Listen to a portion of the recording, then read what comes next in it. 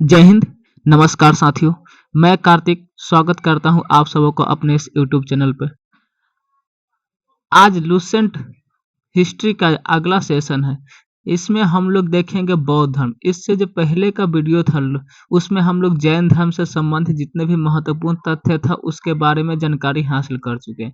तो अगर आप लोगों ने इससे पहले का वीडियो नहीं देखा है तो उसको जाकर देख लेंगे। आज जो हमारा लूसेंट बुक का जो आपका चैप्टर नंबर 7 है वो है बौद्ध धर्म। तो इसके बारे में आज हम लोग चर्चा करेंगे कि बौद्ध धर्म है क्या, इससे जितने भी जुड़े महत्वपूर्ण तथ्य है उसके बारे में जानकारी हासिल करेंगे।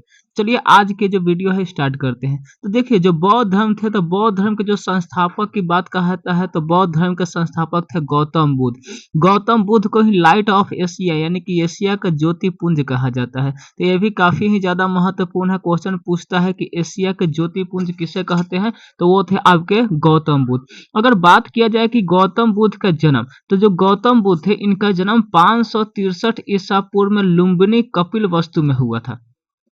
ये जो गौतम बुद्ध थे इनका जन्म हुआ था 563 ईसा पूर्व, कहाँ, लुम्बिनी में हुआ था, कपिल वस्तु में। यही यानी कि ये जो हमें प्राप्त होती है कैंटेनो के चीनी अभिलेख से इस तिथि की हमें ज्ञान की प्राप्ति होती है। जो गौतम बुद्ध थे इनका नाम सिद्धार्थ था, यानी गौतम बुद्ध के बचपन का नाम था सिद्धार्थ। इनकी जो प्रतीक है यानी कि जो गौतम बुद्ध के सिंबल है वो है कमल और सांड। जो गौतम बुद्ध इनका सिंबल क्या था, कमल और सांड। देखिए इनके पिता की अगर बात किया जाए तो जो गौतम बुद्ध थे इनके पिता थे सुधोधन। सुधोधन जो थे शाक्य गण के मुखिया थे। हेड ऑफ क्या थी, शाक्य गण के हेड थे जो सुधोधन थे। वही अगर बात किया जाए माया देवी, तो गौतम देवी के माता का नाम था माया देवी। जो जन्म के यानी कि 7वें दिन बाद, जब गौतम बुद्ध का जन्म हुआ ना, उसके 7वें दिन बाद ही माया देवी की मृत्यु हो गई। और माया देवी की जब मृत्यु हो गई तो गौतम बुद्ध के लालन पालन यानी कि पालन पोषण के काम इनकी मौसी प्रजापति गौतमी ने की थी। आज समझे, तो इनकी जो मौसी थी, मौसी का नाम क्या था, प्रजापति गौतमी, और माता का नाम माया देवी, जिनकी मृत्यु 7 दिन बाद यानी कि जन्म के 7 दिन बाद ही हो गया था। इनकी विवाह की बात किया जाए तो जो गौतम बुद्ध थे इनका विवाह हुआ था 16 वर्ष की अवस्था में यशोधरा से इनका विवाह हुआ था। जो गौतम बुद्ध थे इनकी पत्नी का नाम था यशोधरा। 16 वर्ष की अवस्था में क्या हुआ था, इनकी शादी हो गई थी। और उनके पुत्र यानी कि गौतम बुद्ध के एक पुत्र थे जिसका नाम था राहुल, यानी राहुल का अर्थ होता है कांटा, है ना। तो जो गौतम बुद्ध थे इनके पुत्र का नाम क्या था, राहुल था। जब गौतम बुद्ध के एक सारथी थे जिनका नाम था चन्ना, तो गौतम बुद्ध के सारथी थे चन्ना और इनके घोड़े का नाम था कंठक। तो जो गौतम बुद्ध के सारथी चन्ना और घोड़े कंठक, एक बार की बात है कि गौतम बुद्ध अपने सारथी चन्ना और घोड़े कंठक के साथ अपनी जो कपिल वस्तु था, कपिल वस्तु के सैर के लिए निकल गए, कपिल वस्तु के भ्रमण के लिए निकल गए। तभी उन्होंने 4 दृश्य देखा और यह 4 दृश्य देखकर वो काफी ज्यादा आश्चर्यचकित रह गए। उन्होंने 4 दृश्य देखा कि एक बूढ़ा व्यक्ति है और एक बीमार व्यक्ति है। पहले उन्होंने देखा एक बूढ़ा व्यक्ति, फिर जब उन्होंने आगे बढ़ा तो देखा कि एक बीमार व्यक्ति है और वह कष्ट में क्या डूबा हुआ है, कष्ट में कहर रहा है। और जब आगे बढ़े तो एक शव देखे यानी कि एक डेड बॉडी देखे। और उसके बाद सबसे अंतिम में उन्होंने देखा एक सन्यासी। और जो सन्यासी को उन्होंने देखा ना, तो उनके मन में क्या हुआ कि सबसे इसमें जितने भी बूढ़ा व्यक्ति, बीमार व्यक्ति और शव, इसमें जितने भी अगर इन चारों में बात करें तो जो सन्यासी व्यक्ति थे ना वो काफी ही ज्यादा शांत और स्वभाव थे, यानी कि उनको बाहर की दुनिया से कोई मतलब ही नहीं था। इससे महात्मा बुद्ध ने उन्होंने भी सोचा कि अब हम भी क्या बनेंगे, सन्यासी बनेंगे। और उन्होंने 29 वर्ष की अवस्था में अपना गृह त्याग दिया, जिसे बौद्ध धर्म में महाभिनिष्क्रमण कहते हैं। और गृह त्यागने के प्रतीक चिन्ह है घोड़ा, यानी कि जो घोड़ा है क्या है, आपके गृह त्यागने का प्रतीक चिन्ह है और इसे बौद्ध धर्म में महाभिनिष्क्रमण कहते हैं। अगर बात किया जाए महात्मा बुद्ध की, जब उन्होंने गृह त्याग दिया तो इनकी ज्ञान की प्राप्ति, सबसे पहले इन्होंने वैशाली में अलार कलाम से ज्ञान की प्राप्ति लिए। अलार कलाम से इन्होंने सांख्य दर्शन की प्राप्ति किए और इसीलिए अलार कलाम को फर्स्ट गुरु माना जाता है, यानी कि प्रथम जो गुरु थे महात्मा बुद्ध के वो थे आपके अलार कलाम। और वह धीरे धीरे आगे बढ़े और पहुंचे राजगीर। जब राजगीर में पहुंचे तो उन्होंने रुद्रक रामपुत से योग दर्शन की शिक्षा ली, यानी कि योग की शिक्षा ली रुद्रक रामपुत से। इसीलिए इन्हें सेकंड गुरु यानी कि द्वितीय गुरु कहा जाता है। तो क्वेश्चन पूछता है कि महात्मा बुद्ध के प्रथम गुरु कौन थे, तो वह थे अल्लाह कलाम, और द्वितीय गुरु की बात किया जाए तो वह थे आपके रुद्रक रामपुर।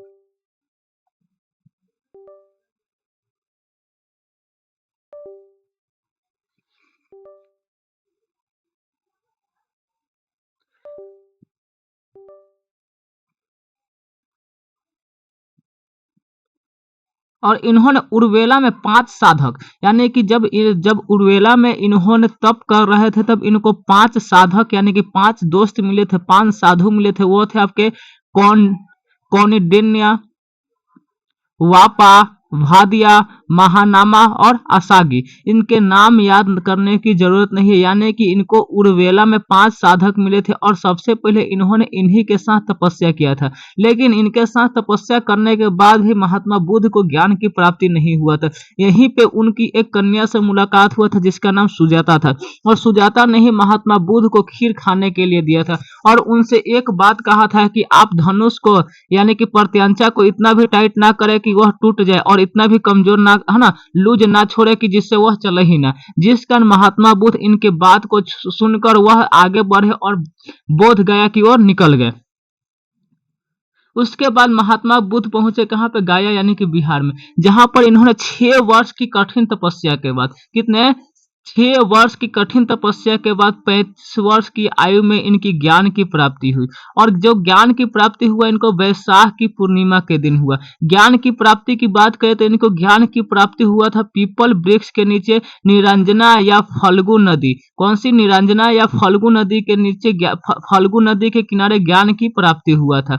और जब यह ज्ञान की प्राप्ति हुआ तब यह महात्मा बुद्ध कहलाए, है ना। और जब ज्ञान की प्राप्ति हुआ था तो यह सिद्धार्थ से महात्मा बुद्ध हो गए। ज्ञान की प्राप्ति के बाद सिद्धार्थ से क्या हो गए, महात्मा बुद्ध हो गए। और इनकी जो स्थान था ना ज्ञान प्राप्ति की, वह था आपके बोध गया। और प्रतीक जो है ज्ञान प्राप्ति के प्रतीक की बात किया तो वह था आपका पीपल, जो कि वर्तमान में बोधि वृक्ष के नाम से जाना जाता है। तो यहाँ से क्वेश्चन पूछता है क्या कि महात्मा बुद्ध को ज्ञान की प्राप्ति कहाँ पे हुआ था, तो बोध गया में हुआ था। किस नदी के किनारे, निरंजना या फल्गु नदी के तट पे। किस वृक्ष के नीचे, पीपल वृक्ष के नीचे। ज्ञान प्राप्ति के बाद सिद्धार्थ से क्या हो गए, बुद्ध हो गए। और समझे, और जो महात्मा बुद्ध थे यानी कि बौद्ध धर्म में जो वैशाख की पूर्णिमा है ना, यह काफी ही ज्यादा महत्वपूर्ण है, क्योंकि इस वैशाख के पूर्णिमा के दिन ही महात्मा बुद्ध का जन्म, ज्ञान की प्राप्ति और निवारण हुआ था। इसीलिए वैशाख की पूर्णिमा बौद्ध धर्म में काफी ही ज्यादा महत्वपूर्ण हो जाती है। आगे अगर बात करें तो इनकी जो उपदेश, जब इनकी ज्ञान की प्राप्ति हो गया तो बौद्ध धर्म का प्रचार प्रसार के लिए इन्होंने उपदेश देना शुरू किया। इन्होंने प्रथम उपदेश ऋषिपट्टनम यानी कि सारनाथ में दिया था। जो महात्मा बुद्ध थे इनके द्वारा दिया गया प्रथम उपदेश आपके ऋषिपट्टनम यानी कि सारनाथ में था, जिसे धर्म चक्र परावर्तन के नाम से जाना जाता है। यानी कि प्रथम उपदेश को क्या कहते हैं, धर्म चक्र परावर्तन। यह प्रथम उपदेश उन्होंने अपने 5 जो साधु था ना, उसी को 5 जो दोस्त थे उसी को ये पहला अपना उपदेश दिए थे, और इसी उपदेश को धर्म चक्र परावर्तन कहा गया है। अगर बात किया जाए सर्वाधिक उपदेश की, यानी कि उन्होंने सबसे ज्यादा उपदेश कहाँ पे दिया, तो सर्वाधिक उपदेश उन्होंने श्रावस्ती यानी कि कौशल की जो राजधानी थी श्रावस्ती, वहीं पे उसने सबसे अधिक उपदेश दिए थे। अगर बात किया जाए कि बौद्ध धर्म की फॉलोअर्स कौन कौन थे, अनुयायी कौन कौन थे, तो आपके बिंबिसार हो गए, प्रसेनजीत तथा उदयन आपके बौद्ध धर्म के फॉलोअर्स थे। वही बात किया जाए प्रथम अनुयायी की, तो प्रथम जो अनुयायी थे वो थे आपके तपसु और कलिक। जो इन प्रथम अनुयायी थे वो थे आपके तपसु और कलिक। और जो महात्मा बुद्ध थे ना, आनंद यानी कि महात्मा बुद्ध के सबसे प्रिय शिष्य की बात किया तो वह थे आनंद। और आनंद के कहने पर ही महात्मा बुद्ध ने महिलाओं को बौद्ध धर्म में शामिल करने की बात कही थी। और जब महिलाओं बौद्ध धर्म में शामिल हुआ तो इन्होंने कहा कि अब बौद्ध धर्म ज्यादा दिन तक चलने वाला नहीं है। 483 ईसा पूर्व में कुशीनारा यानी कि देवरिया के उत्तर प्रदेश में कुशीनारा में महात्मा बुद्ध की मृत्यु हो गई, जिसे महापरिनिर्वाण कहा गया। देखिए महाभिनिष्क्रमण कर्मण का अर्थ था गृह त्यागना, और वही महापरिनिर्वाण का अर्थ क्या है कि मृत्यु। इनकी जो मृत्यु है, मृत्यु के प्रतीक को स्तूप यानी कि बुध के अवशेषों को 8 भागों में बांटकर 8 स्तूप बना। यानी कि जब इनकी मृत्यु हुआ ना, तो इनके अवशेषों को 8 भागों में बांट दिया गया, और 8 भागों में बांटकर 8 जगह पर स्तूप बनाया गया। यानी कि बौद्ध धर्म में स्तूप का मतलब क्या है, इनकी मृत्यु से संबंधित चिन्ह है। वही अगर बात करें मल्ल राजा द्वारा अंतिम संस्कार किया गया, यानी कि महात्मा बुद्ध की अंतिम संस्कार की बात किया जाए तो वह थे आपके मल्ल राजा द्वारा क्या किया गया, अंतिम संस्कार किया गया। यानी कि मल्ल राजा के दरबार में इन्होंने क्या किया था, अपना अंतिम मल्ल राज्य में अपना अंतिम समय व्यतीत किया था। वही अगर बात किया जाए इसकी विशेषता की, जो बौद्ध धर्म है इसकी विशेषता की अगर बात करें ना, तो जो बौद्ध धर्म थे अनिश्वरवादी थे। यानी कि इसमें क्या था, यह भगवान को नहीं मानते थे। यानी कि बौद्ध धर्म में भी भगवान के मान, इसमें भी भगवान को नहीं माना गया। इसमें भी कर्म कांड और पुनर्जन्म पे विश्वास किया गया है। और इन्होंने पुनर्जन्म का सबसे बड़ा का, यानी कि बौद्ध धर्म में पुनर्जन्म का सबसे बड़ा का आत्मा को बताया गया। यानी इन्होंने सॉरी इच्छा को बताया गया। बौद्ध धर्म में पुनर्जन्म का सबसे बड़ा कारण इच्छा था। और इन्होंने कहा कि जो व्यक्ति अपने आप पर नियंत्रण पा सकता है वह क्या है, इस चक्र से मुक्त हो सकता है। और इन्होंने इसके लिए मध्यम मार्ग बताया था, यानी कि मिडिल पाथ, यानी कि मध्यम प्रतिपाद बताया था कि अगर आपको इस चीज से, यानी कि इससे आपको छूट चाहिए तो आप क्या कीजिए, माध्यम मार्ग अपना लीजिए। बुद्ध ने 4 सत्य कहा था। बुद्ध का जो 4 सत्य था क्या, दुख, यानी कि संसार दुखों से भरा हुआ है, संसार दुखों का समुदाय है और हर दुख का कोई ना कोई कारण है, यानी कि दुख निरोध, और इस दुख का सबसे बड़ा कारण इच्छा है। अतः इच्छा पर नियंत्रण पाया जा सकता है, समझे। यानी कि संसार क्या है, दुखों से भरा हुआ है। इसका सबसे बड़ा कारण क्या है कि इच्छा, यानी कि तृष्णा ही क्या है, तृष्णा के कारण ही संसार दुखों से भरा हुआ है। कहने का मतलब यह हुआ कि इच्छा यह एकमात्र ऐसी चीज है जिससे के कारण कभी भी दुख खत्म नहीं हो सकता। जिस व्यक्ति के पास जितना ही आता है वह उतना ही इसके प्रति इच्छुक हो जाता है, लालची हो जाता है। अर्थात भगवान बुद्ध कहा था, यानी कि महात्मा बुद्ध ने कहा था क्या, कि अगर इच्छा ही खत्म कर दिया जाए तो दुख खत्म हो सकता है। अर्थात जो दुख है ना, दुख का सबसे बड़ा कारण था इच्छा। और बौद्ध धर्म के परम लक्ष्य जो था, यानी कि जो बौद्ध धर्म थे इनकी परम लक्ष्य था निवारण की प्राप्ति करना। निवारण मतलब इच्छा को ही समाप्त कर देना। यानी कि जैसे ही आप निवारण प्राप्ति कीजिएगा इन दुखों से आप मुक्त हो सकते हैं। निवारण कहने का मतलब कि जो इच्छा है ना, इच्छा को ही खत्म कर दो। आप इच्छा को खत्म कर दोगे तो आप दुखों से क्या हो सकते हैं, मुक्त हो सकते हैं। और इन्होंने निवारण प्राप्ति हेतु अष्टांगिक मार्ग दिया था। जो महात्मा बुद्ध थे इन्होंने निवारण प्राप्ति हेतु अष्टांगिक मार्ग दिया था। और इन्होंने 10 सील, यानी कि 10 ऐसी बात कहा था जो नहीं करना है। इसलिए सीलों की संख्या कितना था, 10 था। तो ये भी काफी ज्यादा ही महत्वपूर्ण हो जाता है। क्वेश्चन पूछता है कि सीलों की संख्या कितना था, 10 था। और अष्टांगिक मार्ग किस धर्म से संबंधित है, तो अष्टांगिक मार्ग बौद्ध धर्म से संबंधित है। देखिए अगर बात किया जाए निवारण में, तो निवारण का मतलब होता है जीवन और मरण के चक्र से क्या होना, मुक्त होना। यानी कि जीवन और मरण के चक्र से मुक्त होना ही निवारण कहलाता है। और इसका जो प्रतीक चिन्ह था आपका पद चिन्ह, निवारण का प्रतीक चिन्ह है आपका पद चिन्ह। देखिए अष्टांगिक मार्ग मतलब 8 बातें कहा गया है क्या, सम्यक दृष्टि, सम्यक संकल्प, सम्यक वाणी, सम्यक कर्मता, सम्यक आजीवक, सम्यक व्यायाम और सम्यक स्मृति एवं सम्यक समाधि, है ना। ये आपका अष्टांगिक मार्ग है। मतलब आप इस अष्टांगिक मार्ग के फॉलो करके भी आप, है ना, इस जीवन मरण के चक्र से मुक्त हो सकते हैं।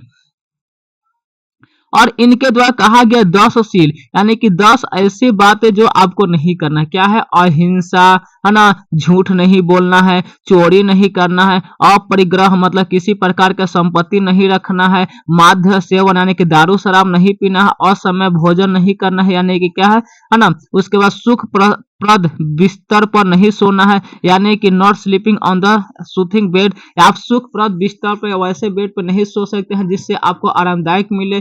धन संचय नहीं करना है, स्त्रियों से दूर रहना है, नृत्य गान आदि से दूर रहना है। यानी कि इन्होंने ऐसे 10 बात कहा था जिसको आपको फॉलो करना है। इसी को कहा गया सील, है ना। तो जो महात्मा बुद्ध थे महात्मा बुद्ध के यानी कि बौद्ध धर्म के त्रिरत्न की बात किया जाए ना, तो इसमें जो त्रिरत्न थे वो थे बुद्ध, धम्म और संघ। बुद्ध, धम्म और संघ, ये बौद्ध धर्म के त्रिरत्न है, काफी ही ज्यादा महत्वपूर्ण है, बुद्ध, धम्म और संघ। देखिए, अब बात कहा जाए संघ, यानी कि संघ में अगर आप प्रवेश करना चाहते हैं तो आपकी उम्र होना चाहिए 15 साल। जैसे अभी आप वोट देना चाहते हैं तो आपकी उम्र होना चाहिए 18 साल। वैसे ही अगर आप संघ में प्रवेश करना चाहते हैं तो आपके उम्र होना चाहिए 15 साल, और प्रवेश संस्कार होना भी, प्रवेश संस्कार भी आपको दिया जाएगा। अगर बात किया जाए बुद्ध के अनुयायी, यानी कि जो बुद्ध के अनुयायी थे, तो भिक्षुक में आपके सन्यासी और उपासक जो होते थे उसे गृहस्थ कहते थे।